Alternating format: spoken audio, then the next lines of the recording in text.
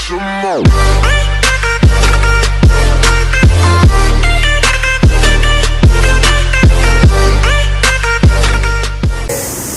datang, jumpa kembali di channel Ombak Pantai. Obrolan bapak-bapak sok tampan dan santai. Kali ini kita kedatangan teman kita juga, sahabat lama, mantan bankers juga, yang sekarang beralih profesi intelijen. Jadi polisi. Om Iwan Chandra. Sama dong, teman-teman. Sore ini kita mau ngobrolin apa nih? Kali ini kita mau ngobrol apa? Tentang bapak-bapak, Pak. Karena kita ini nggak jauh kumpul dari bapak-bapak. Oke. Seberapa bangga sih kalian tuh jadi bapak-bapak gitu? Oke. Kenapa tuh?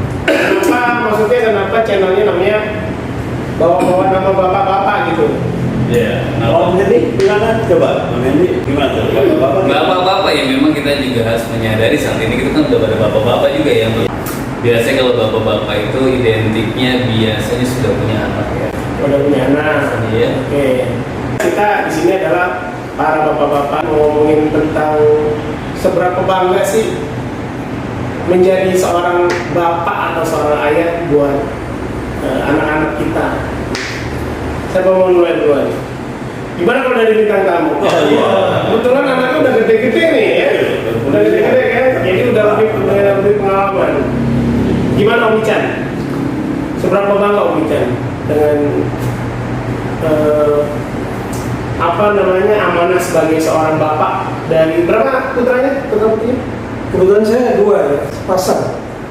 Sepasang dua. Oh iya, Yang sepasang. besar laki-laki udah baru lulus kuliah. Ya. Oh udah kuliah? Udah lulus kuliah ya? Ini sudah. Tapi mukanya masih muda loh ya? Apa karena sering olahraga? Karena happy. Ya. Kebanggaan seorang bapak itu pasti tercermin dari anak-anaknya gitu ya. Jadi kalau misalnya kita berhasil mendidik anak kita, mengantarkan jadi anak kita sukses, itulah kebanggaan kita. Biasanya kebanggaan bapak-bapak pasti diukur dari anaknya. Kalau ada bapak-bapak tuh setahu saya ya, kalau pembicaraan saya dengan saudara-saudara saya, even dia direktur ataupun komisaris atau apa, tapi kebanggaan dia pasti yang diceritain itu anaknya. Oh anak saya baru diterima di ini loh gitu. Jadi selalu yang dibanggakan itu anaknya, bukan dia lagi gitu. Pasti kalau obrolan bapak-bapak yang udah soal anaknya gitu, yang bisa dibanggakan pasti anaknya. Kalau anaknya bandel, itu biasanya dibilangnya anak ibunya gitu. Anak ibunya, oke. Ibunya tuh nggak bisa ngurusin tuh anaknya, jadi bandel gitu kan. Tapi kalau anaknya berhasil, sama dulu bapaknya. Sama dulu bapaknya. Versi bapaknya nih tadi ngomong kayaknya ya. Tadi setuju sama Om Ican. Seorang bapak itu ada cerminan dari anaknya gitu ya. Begitu anak siapapun gitu ya, lagi main bola masih kecil, terus mecahin kaca, biasanya yang ditanya siapa? Anak siapa? Siapa bapak lu? Ya, jadi itu adalah bagian dari cerminan seorang bapak gitu. Kalau laki-laki ya, identik pasti bapak. Mungkin kalau saya sih sama ya, karena sama nih yang mau bicara nih. Satu pasang juga, yang pertama lagi bareng laki-laki, bedanya sekitar 1 tahun ya bicara ya. Oh, umurnya udah sama maksudnya? Iya, beda setahun lah. Setahun. Memang ada kebanggaan waktu gua muda nih, gua pengen kerja nih, gitu kan? Udah kerja, gua pengen punya keluarga. Keluarga kan pasti ekspektasi kita pengen punya anak. Gua ada kebanggaan sih kalau udah jadi bapak-bapak dan gua bisa mendidik anak gua berhasil, kan gitu kan? Nah, waktu berjalan ya sesuai lah, namanya memang begitu ya. Udah kontraknya lah mungkin. Jadi kebanggaan gue sebagai bapak dilihat dari anak gue, gue bisa loh. Dulu waktu gue muda ketika kuliah, mungkin gue orang yang dibesarkan bukan dengan keluarga yang apa ya, have lah ya, nggak begitu. Gue terseok-seok. Kebanggaan gue sebagai bapak ketika ya sekarang ini, sekarang gue lihat anak-anak gue udah minimal udah bisa diri sendiri lah, dan satu lagi udah kelar. Jadi istilahnya gue berdarah-darah tuh dulu, ekspektasi gue pada saat itu, gue bisa membina rumah tangga, walaupun awal-awal gue terseok-seok harus jadi kontraktor. Gue juga kontraktor. Kontrak sana, kontrak sini, main rumah gue tuh kontrak. Tadi kan komplek bank. Nah, pindah gue di bank. Terus gue sekarang pindah lagi rumahnya di kontraktor. Kontrak sana, kontrak sini. Sampai ya bisa lah kita punya rumah, sehingga anak tuh udah kelar sekarang. Kebanggaan gue sebagai seorang bapak sama bapak ya. Berhasil juga mengantarkan mereka at least sudah sepertiga jalan ya, seperempat jalan lah ya. Apalagi mungkin suatu saat tahun depan dia pengen berkeluarga. Gue yakin dia udah bisa membiayai hidup dia sendiri. Gue tinggal izin aja sama gue. Jadi ada kebanggaan lagi nih gue. Gue udah bawa bapak. Murni gue bapak-bapak karena gue akan punya cucu kan gitu. Jadi kakek dong ya. Jadi kakek. Berarti nanti jadi judulnya bukan obat pantai dong, kakek-kakek. Enggak apa-apa. Tapi Judulnya yang berikut adalah tongkat kakek-kakek. Nanti dia bikin tuh. ya sorry nih diinterupsi dikit ini jadi sesuatu yang menarik ya Bang In ya. Karena kenapa tadi dia bilang ngomongin sama sebagai seorang bapak-bapak itu sendiri adalah salah satu yang menjadi kebanggaan adalah anak-anaknya kan gitu ya.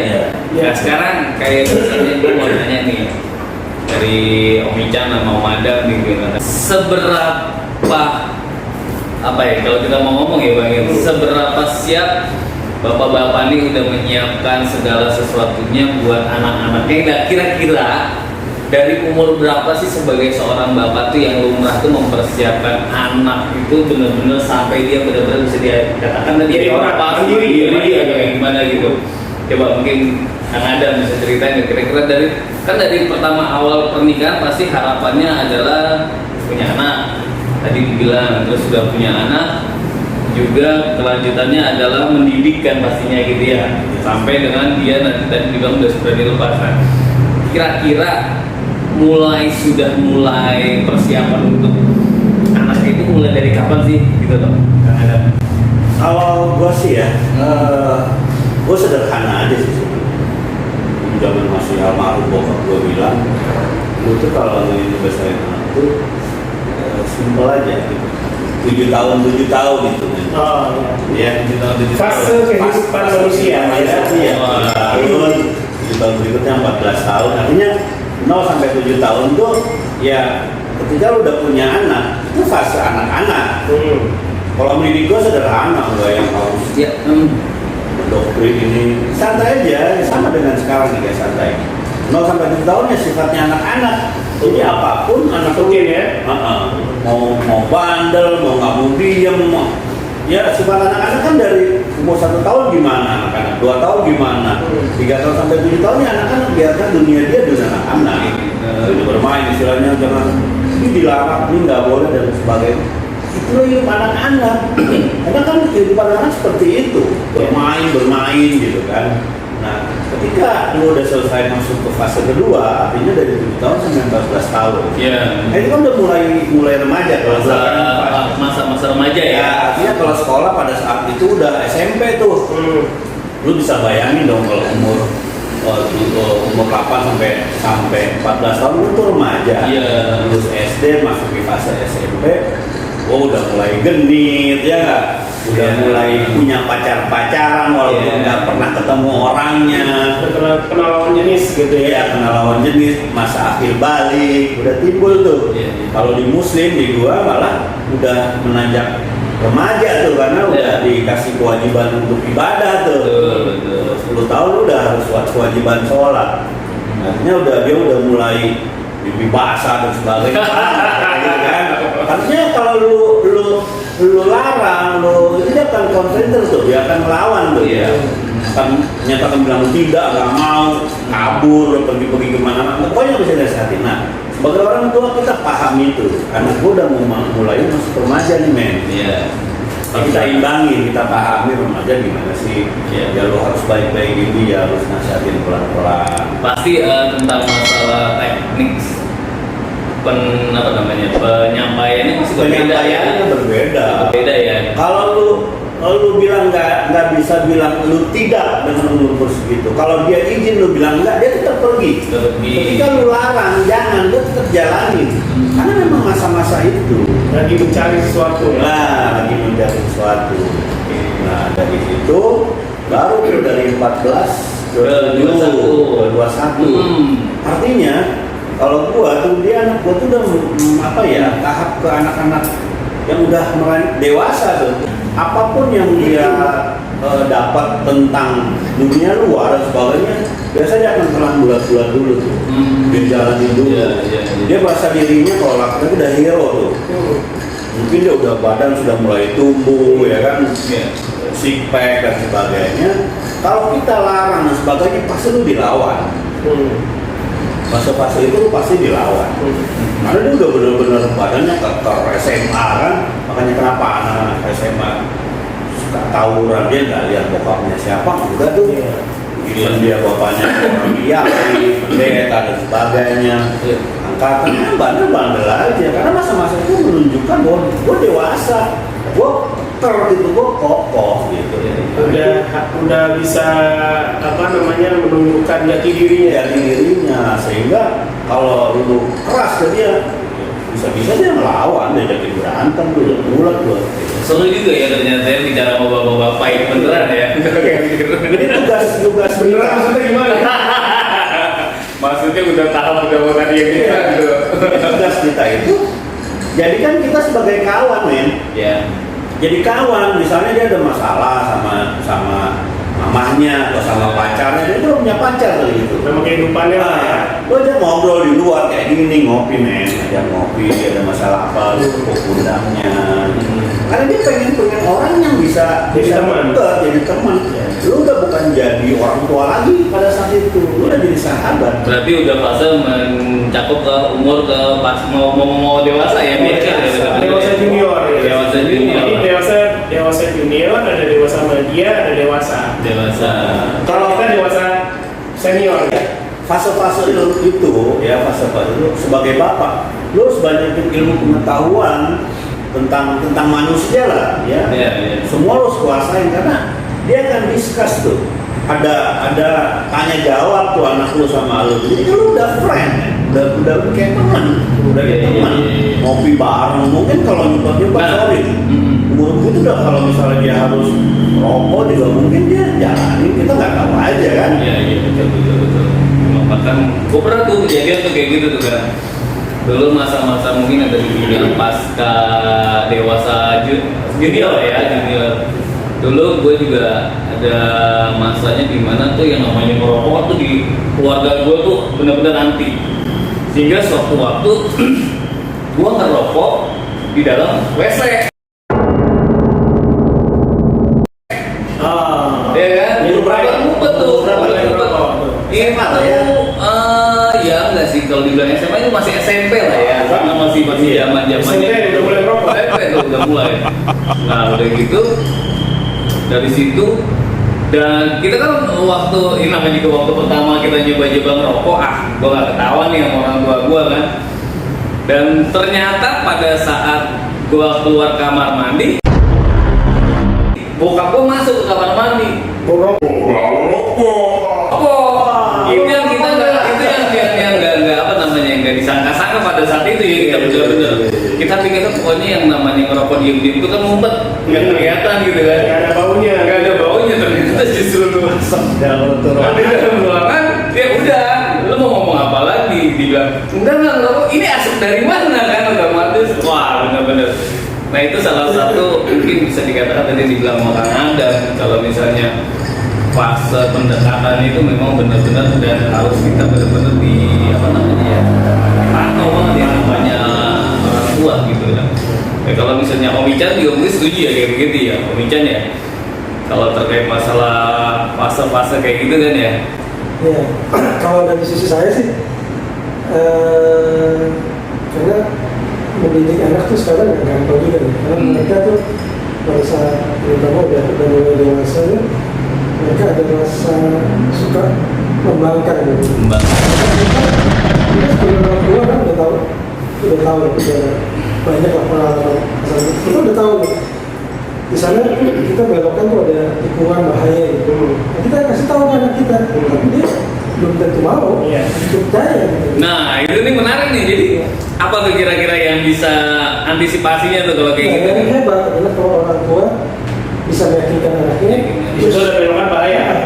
jadi anaknya tuh bisa nurut apa yang dikatakan orang tua. Karena pertimbangan anak-anak tuh pertimbangan kita beda.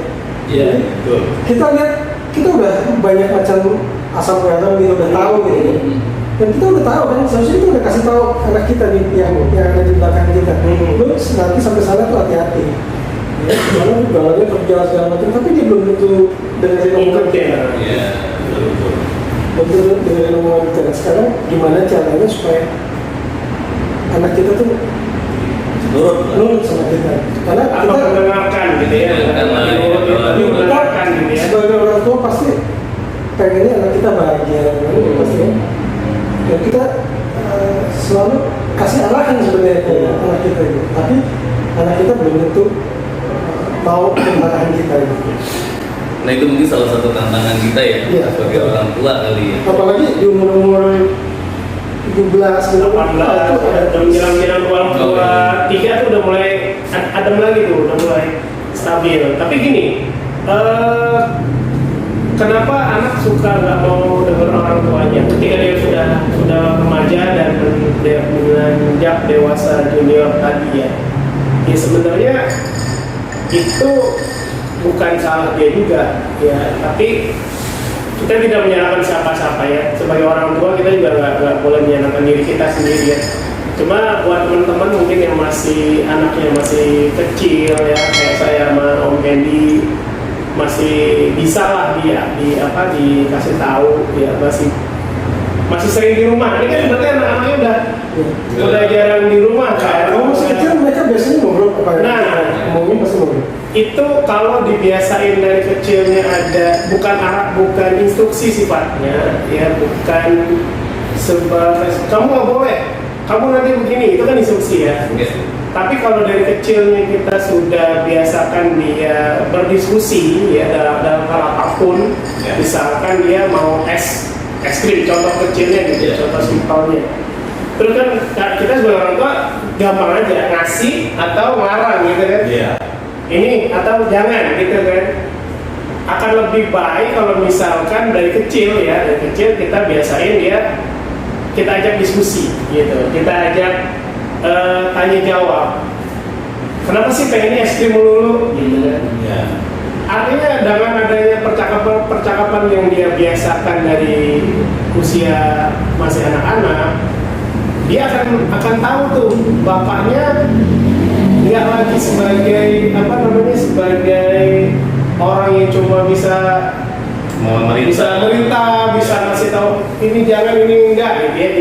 Jadi mungkin itu salah satu tipsnya ya. Ya saya juga belum lagi melakukan itu karena anak saya masih SMP ya, dan setiap dia berbuat sesuatu yang tidak sesuai, saya tidak katakan salah gitu ya, gue nggak bilang dia salah, itu gue nggak langsung nasihatin, nggak menasehati dalam arti kenapa sih ngomong gini, enggak, tapi istilahnya saya ajak seperti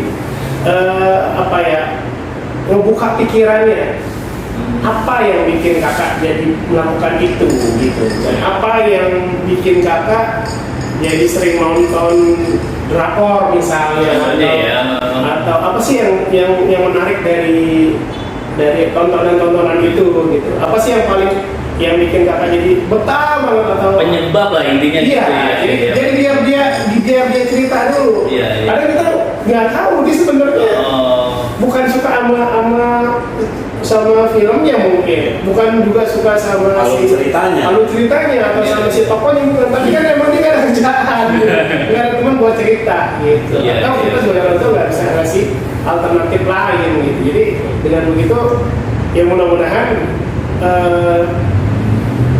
teman anak-anak kita tuh jadi teman, ya jadi teman yang mau dengan kita. Tapi saya sama Om Adam sama Om Ican berdua ini, karena saya kenal kan sama putra putri beliau juga. Ya kalau menurut saya itu sudah berhasil ya, karena saya masih kecil ya anaknya kan, Om Deddy juga masih kecil. Ya apalagi nanti kalau misalnya anak saya udah mulai SMP yang laki itu kan, SMA, kaget pasti ngeliat dia ngerokok gimana kan kaget. Iya, benar. Tapi kalau kita yang pernah ngalamin tadi kayak Om Deddy, pasti Om Deddy nggak ngalamin lagi kan? Iya betul, nggak kaget lagi. Karena pernah ngalamin itu. Iya, iya. Dia nyamannya jadi bapak-bapak sekarang nih, mungkin Om Ican sama gue nyaman ketika kita jalan jauh nih sama keluarga, gue nggak capek-capek bawa mobil men. Iya. Anak gue udah suruh bawa ke sebelah gue dan gue bisa ngerasain jalan jauh waktu zaman gue sama Iya. istri enak juga ya di sebelah gitu. Berarti sebentar lagi jadi kakek. Kalau jadi kakek nih saya tidurnya sama nenek-nenek. Sama nenek. Gimana caranya biar nggak tidur sama nenek-nenek? Ayo, gimana caranya? Itu tebakan. Kan kalau misalnya anak kita udah nikah, terus punya anak dia, kan kita berarti punya cucu tuh. Iya. Kan biasanya diledekin, lu berarti tidurnya sama nenek-nenek. Iya. Iya kan? Nah, gimana caranya biar kita nggak tidur sama nenek-nenek? Ada cucu di tengah. Salah. Itu tuh nenek-nenek.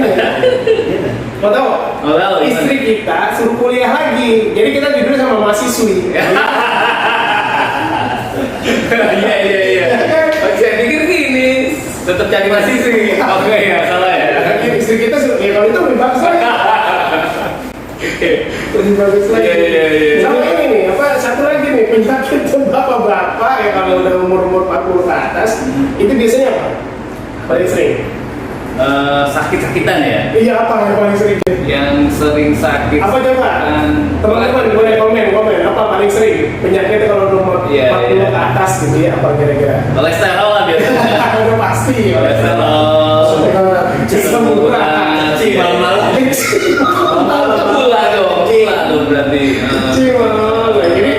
Jadi itu ya, itu fase-fase kehidupan kita ya. Tapi artinya nikmatin ya. Iya. Nikmatin apapun kondisi kehidupan kita ya, itu berarti emang udah Tuhan hadirkan lah. Iya. Jadi kita nikmatin sebagai bapak-bapak, sebagai nanti kita masih mau tidur sama mahasiswa.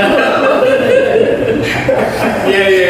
Berarti kembali lagi tadi kenapa kan kita ngomongin konsepnya tadi ombak pantai, kenapa bisa terjadi dikatakan obrolan bapak-bapak yang sok tampan ini nih agak menjadi buat kita nih sok tampan dan santai nih. Tapi ya memang sih kalau kita lihat memang sekarang ini memang bapak-bapak yang dulu dengan bapak-bapak yang sekarang tuh memang pengajarannya memang berbeda. Iya, karena memang kalau dulu memang kan bapak-bapak ya nggak tahu ya bapak-bapaknya bapak-bapak di sini dulu orangnya cara didiknya apakah sama dengan yang sekarang atau gimana gitu kan, apalagi dengan pergeseran atau perubahan budaya atau kebiasaan yang ada antara zaman dulu sama zaman sekarang udah jauh banget berbeda. Beda orang gue pernah ditanya sama anak gue, ya enakan zaman dulu apa zaman sekarang? Kalau ayah ditanya enakan zaman dulu, kenapa? Ayah ganteng sih dulu, umurnya masih 17, 22. Sekarang udah begini ya, nggak enak. Ya, tapi ini sebelum closing, saya cuma pengen, kadang kita nih ya nanti teman-teman juga mungkin yang ngerasain yang udah umur 40 kan, kita akan tahu tuh perbedaan apalagi udah umur 50 ya kayak enggak, kok ini pun cuma nunjuk dong. Sahabat. Jadi kalau waktu kita umur ya 20 tahun lah ya, itu kita kalau ketemu ngobrolin apa? Biasanya ngobrolin artis, ya kan, kelompok band, ya kan, gitu ya, sering dulu kan gitu ya. Begitu umur 30 yang diobrolin apa? Kerjaan, gaji lo berapa, profesi lo apa, gitu ya. Umur 40 yang ngomongin apa? 40-50 udah punya bisnis, anak lo udah gimana gitu ya. Nanti di umur 50 ke atas yang ngomongin apa? lu sakit apa? Ya kan, jadi yang diomongin udah mulai obat-obatan gitu. Yang ini kalau ketemu tuh obat kolesterol apa, obat asam urat apa gitu. Iya. Nanti di umur 60 ada lagi yang ngomongin. Apa tuh? Kira-kira rumah sakit yang masih umur 70 kalau masih hidup ada lagi nggak? Ada lagi. Ada kursi roda sama obat berapa? Salah satu sama ini TPU yang kosong di Ya mana? Allah. Ya, jadi itulah fase kehidupan manusia. Iya. Kita harus nikmatin. Ya, jadi nikmatin dengan tampan dan santai.